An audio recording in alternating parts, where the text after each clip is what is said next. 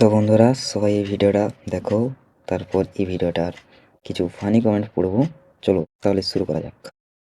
অনেকেই কোনো উপায় না পেয়ে ছাদের উপর থেকে লাফ মেরে সুইসাইড করার চেষ্টা করে।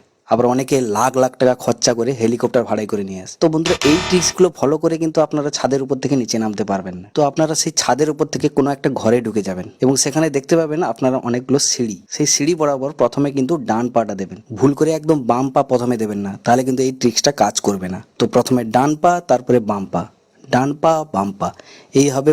तो चलिए शुरू करते हैं। আগে বলো হেলিকপ্টারের স্টিয়ারিং কবে ছিল? ये फंस गया सीएम। বলছি দাদা, কারোর পা না থাকলে সে কি করবে? ধন্যবাদ দাদা এত সহজে ছাদে থেকে নামার পদ্ধতি বলার জন্য। कैसा लगा मेरा मजाक?